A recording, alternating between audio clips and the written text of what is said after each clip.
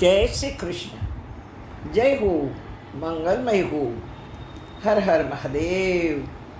સાક્ષાત શિવ જેને પોતાના વહાલા દીકરાઓની ઉપમા આપે, એમાં છે કાચબો, નંદી, સર્પ, આ બધા મારા બાળકો છે.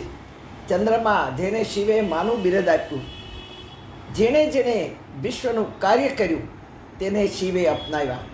શિવ મહાકાલ કહેવાયા. શિવ સ્મશાનમાં વાસ કરે, રાતે ફરવા નીકળે. જે જીવો દેહ છોડીને ભસ્મ થયા હોય, શિવના વિહરવાથી એમનો પડછાયો પડ્યો હોય, એમના શરીર પરના પવન આ ભસ્મ ઉપર લાગી હોય, એ વ્યક્તિ મર્યા બાદ પણ મોક્ષ પામ્યો હોય, પવિત્ર થયો હોય.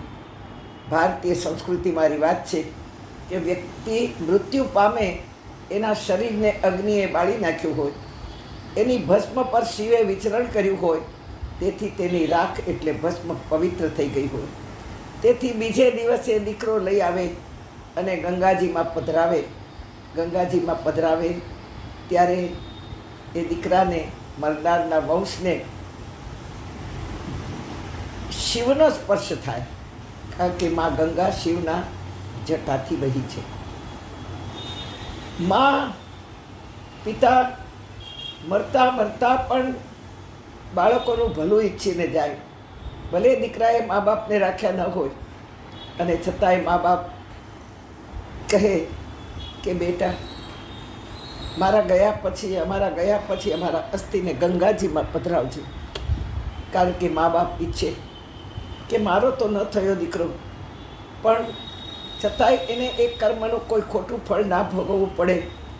એ મા ગંગા, આપનો સ્પર્શ લાગે અને શિવ આ જીવને એનામાં સમાવી દે, આ જીવનો ઉદ્ધાર કરે.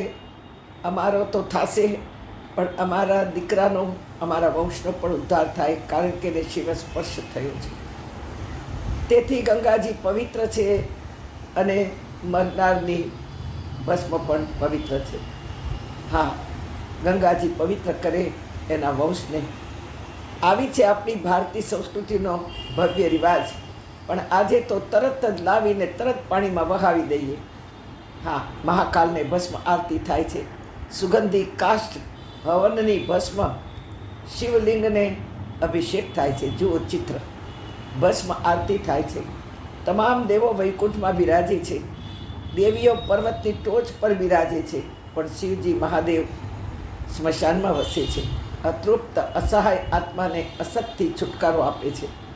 આપણે ક્યાંક જીવતા તો અસત્યથી ઘેરાયા નથી ને?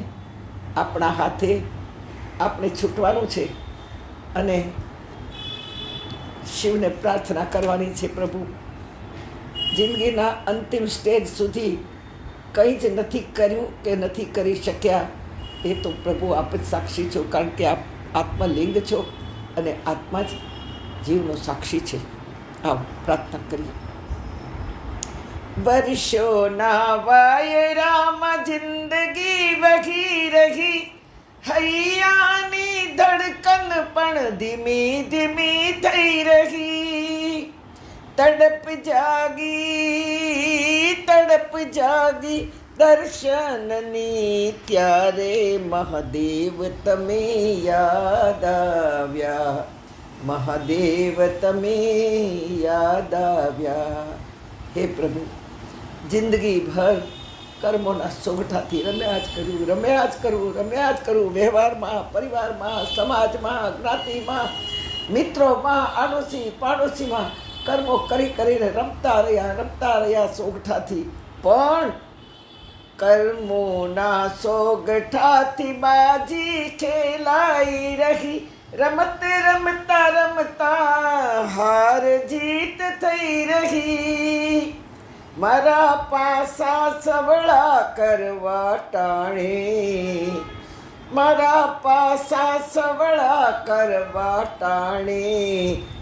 મહાદેવ તમે યાદ આવ્યા. મહાદેવ તમે યાદ આવ્યા.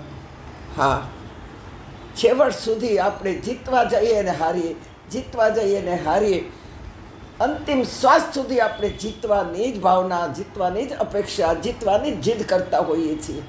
અંતે આપણે જીદ થાય નહીં ત્યારે આપણને મહાદેવને યાદ કરીએ કે પ્રભુ હવે તો જીતાડો.